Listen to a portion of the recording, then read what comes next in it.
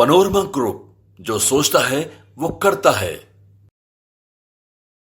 पिछले 24 घंटे से चल रहे जो सियासी कहा जा रहा था कि इल्यूजन क्रिएट किया जा रहा है, ड्रामा हो रहा है, कहानी लिखी जा रही है, स्क्रिप्ट लिखा जा रहा है, उस पर अंततः आज विराम लग गया और मंत्रिमंडल का विस्तार हो गया। जो सबसे बड़ी समस्या थी वो 45-46 दिनों के बाद कहीं ना कहीं भारतीय जनता पार्टी और नीतीश कुमार ने हल कर लिया।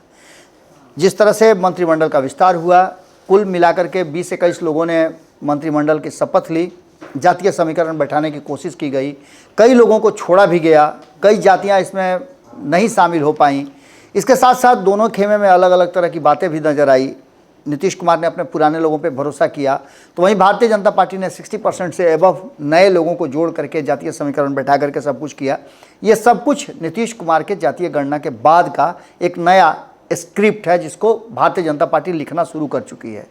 अब इसके बाद की कहानी आपको हम बताते हैं। ये सब कुछ तो हो गया, कहा यह जा रहा था कि जिस तरह से सब कुछ चल रहा है उसमें सबसे बड़ा पेंच जो फंसा हुआ है वो है सीट शेयरिंग का।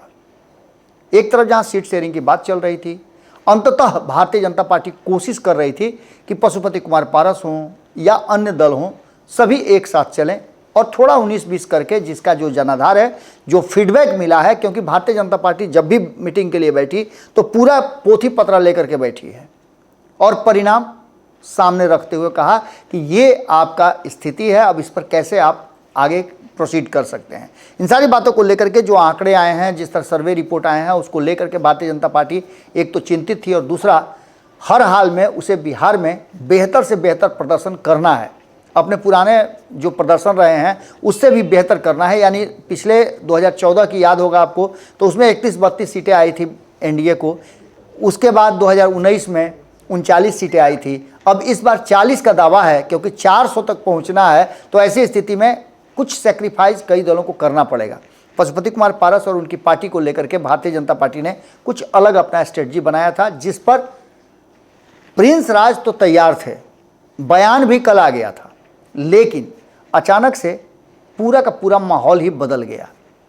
कल तक ये कहा जा रहा था कि अगर भारतीय जनता पार्टी चिराग पासवान को उनके डिमांड को पूरा नहीं करती है, आपको हमने बताया भी था कि चिराग पासवान जब मिल करके आए थे तो 6 सीटों का दावा उन्होंने किया था। उन्होंने कहा था कि मैंने 6 सीटों का डिमांड रखा है, जो हमारी 2014 और 2019 में रही है, वो हमारी सीटें हैं। लोक जनशक्ति पार्टी ओरिजिनल हम हैं और हमारी सीटें हैं, तो ऐसी स्थिति में हमारी सीटें हमें वापस चाहिए। अब ऐसी स्थिति में आपको पता है कि अब तक जो, हालांकि आधिकारिक घोषणा नहीं हुई है, लेकिन अनौपचारिक अगर बात करें तो कहीं ना कहीं 5 सीटें उनकी तय हो चुकी हैं। दिल्ली में गहमा-गहमी भी है, उनको बधाइयाँ भी मिल रही है। और सबसे बड़ी बात कि पशुपति कुमार पारस के साथ जो 5 सांसद उनके साथ थे, जिसमें से 2 तो अपने ही परिवार के थे, बाकी के 3 अब तीनों अलग अलग अपने लिए रास्ता खोज रहे हैं। कहा जा रहा था कि जहां एक तरफ सूरजभान सिंह के भाई जो हैं चंदन कुमार, वो नवादा से सांसद हैं वर्तमान में, और भारतीय जनता पार्टी उन्हें अपने सीट पर चुनाव लड़ाना चाहती है।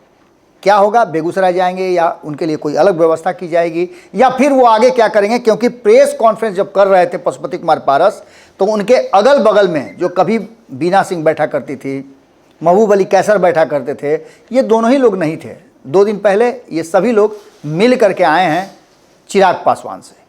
अब इसके मायने आप क्या समझ रहे हैं? इसके मायने यही है कि चिराग पासवान के तरफ पलड़ा ज़्यादा झुका हुआ है और भाजपा जिस तरह से अपना काम कर रही है उसको लेकर के अब जो सामने आ रहा है कि चाचा और भतीजा में से भाजपा ने भतीजा को चुना तो चाचा को चुन लिया है एक बार फिर से तेजस्वी यादव ने। एक चाचा तेजस्वी यादव को छोड़ करके गए, दूसरे चाचा को उन्होंने अपना लिया। अब ये दोनों चाचा की प्रकृति लगभग एक समान है। अपनी कुर्सी के लिए एक चाचा ने अपने भतीजा को कुर्बान किया, तो दूसरे चाचा ने भी अपनी कुर्सी के चलते अपने भतीजा को कुर्बान किया, एक बार नहीं 2 बार। अब आगे क्या होगा? क्या प्रिंस राज और पशुपति कुमार पारस तेजस्वी यादव के साथ महागठबंधन का हिस्सा होंगे? क्योंकि उन्होंने 12 घंटे का अल्टीमेटम दिया है और 12 घंटे 24 घंटे के बाद वो कोई बड़ा फैसला कर सकते हैं। संसदीय बोर्ड की बैठक की गई और बैठक में ये फैसला लिया गया कि वो 24 घंटे का मोहलत देते हैं। भारतीय जनता पार्टी अगर उनका सम्मान नहीं करती है तो वो अलग रास्ता अपना सकते हैं। अब ये देखना दिलचस्प होगा कि जहां एक तरफ ये चल रहा था कि चिराग पासवान महागठबंधन की तरफ शिफ्ट करेंगे, अब पशुपति कुमार पारस का उधर जाते हुए दिखाई दे रहा है, यानी चाचा का हिसाब किताब चाचा करेंगे। अब देखना दिलचस्प ये होगा कि एक तरफ भतीजे ने चाचा को पूरी तरह से बेलाग कर दिया अलग, तो दूसरी तरफ चाचा को दूसरे खेमे में मौका मिलता है या नहीं मिलता है।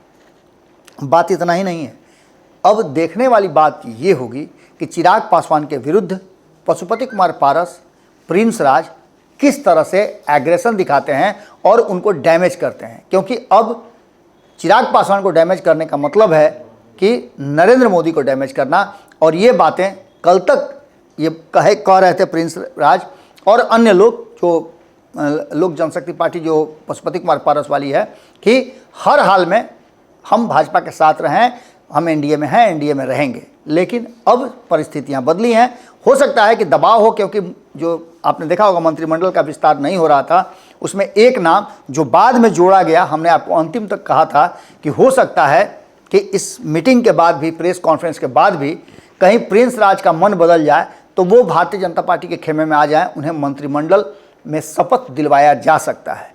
इसीलिए एक सीट हमेशा अंत तक खाली रखी गई थी और यह पहला मौका था जब भारत लाइव में सबसे पहले आपको बताया था 6:30 बजे मंत्रिपरिषद का विस्तार होना था, मंत्रिमंडल का विस्तार होना था, और हमने आपको 6 बजे से पहले ही पूरी लिस्ट आपको जैसे है वैसे सुना दिया था।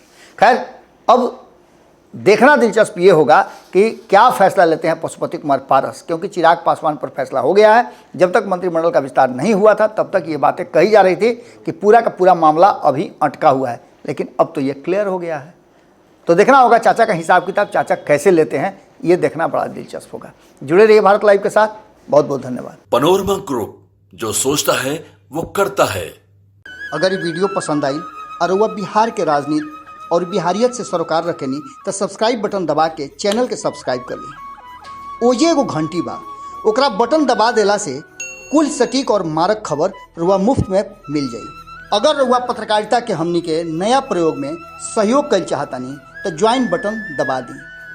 पेटीएम नंबर नोट कर ली 9386816700। धन्यवाद।